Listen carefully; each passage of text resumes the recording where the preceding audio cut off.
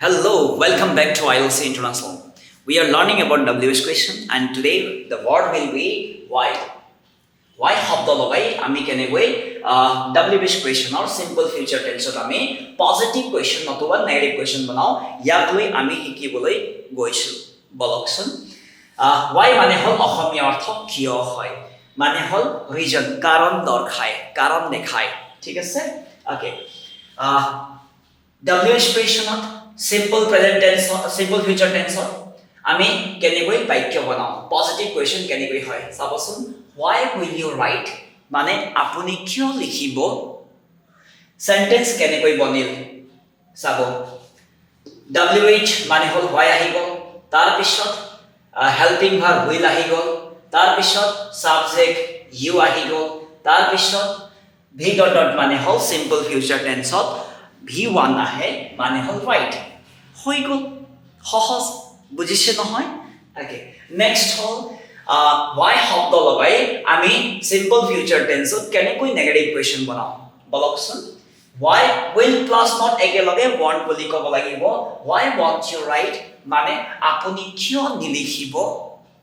এতিয়া আপুনি কিয় নিলিখিব বুজাবৰ কাৰণে আমি যি নেগেটিভ কোৱেশ্চন বনালো তাৰ কাৰণে ফ্ৰেমৱৰ্কটো চাব wh আহি গল will আহি গল not আহি গল তাৰ পিছত সাবজেক্ট আহি গল কৰ্তা v ডট মানে হল সিম্পল ফিউচাৰ টেন্স তো ভাৰ্ব আহে তো আপোনালোকে বুজি পাইছে হৈ গল নেক্সট wh কোৱেশ্চনৰ why শব্দ লগাই আমি ফিউচাৰ কন্টিনিউয়াস টেন্সত কেনেকৈ বাক্য বনাও পজিটিভ কোৱেশ্চনত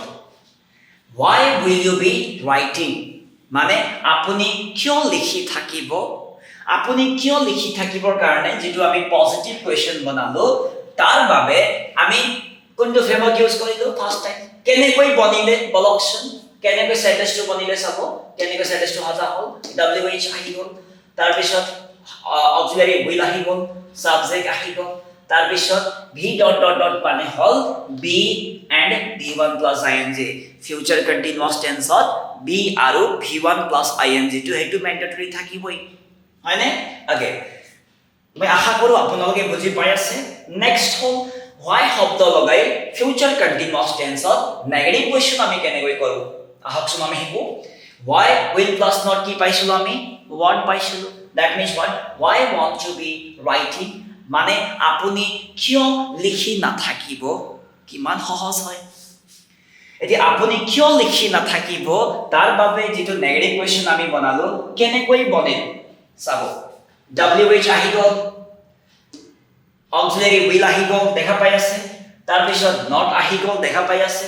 তাৰ পিছত সাবজেক্ট আহি গল তাৰ পিছত v ডট মানে হল be v1 ing কিমান সহজ নেক্সট আমি আগবাঢ়ো ফিউচাৰ পাৰফেক্ট টেন্সত positive question positive wh question কেনেকৈ বনোৱা হয় ঠিক আছে বলকচোন why will you have written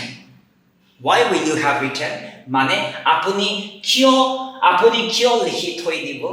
ইমান সহজ সেন্টেন্স হয় বা কিয় লিখিব এনেকুৱা ধৰণৰ সেন্টেন্স হৈ যায় তো সেন্টেন্সটো আপুনি কিয় লিখি থৈ দিব এই কথা ক'বৰ কাৰণে যেটো আমি পজিটিভ কোৱেশ্চন ব্যৱহাৰ কৰিলো ফিউচাৰ পাৰফেক্ট টেন্সত কেনেকৈ বনিল চ্যালেঞ্জটো ইয়াত আহে অলপ খেলিমেলিটো ইয়াত আহে ইয়াৰ কাৰণে বলকচোন আমি চাওঁ wh আহি গল তাৰ পিছত will আহি গল অক্সিলাৰি সাবজেক্ট you আহি গল তাৰ পিছত v ডট মানে হল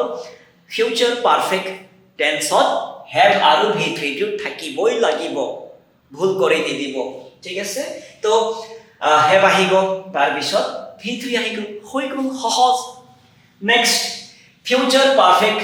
টেন্সত আমি নেগেটিভ কোৱেশ্চন why শব্দ লগাই নেগেটিভ কোৱেশ্চন কেনেকৈ বনাও will plus not আমি একেলগে কি কওঁ want বুলি কওঁ নহয়নে বাৰু চাবচোন why won't you have written আপুনি কিয় লিখি থৈ নিদিব ইমান সহজ আপুনি কিয় লিখি থৈ নিদিব এই কথাক লৈ আমি যেটো নেগেটিভ কোৱেশ্চন বনালো wh কেনেকৈ বনালো চাব wh লগালো আমি অক্সিলাৰি আমি will লগালো not লগালো সাবজেক্ট you লগালো তাৰ পিছত v ডট মানে হল have v3 লগালো হৈ গল আশা কৰিছোঁ আপুনি বুজি পাইছে আৰু আপুনি কমেণ্টত 5টামান বা 4টামান সেন্টেন্স লিখি দি দিব এনেকুৱা ধৰণৰ কথা শিকিবৰ কাৰণে আমাৰ চেনেলটো সাবস্ক্ৰাইব ফলো কৰিবলৈ নাপাহৰিব ধন্যবাদ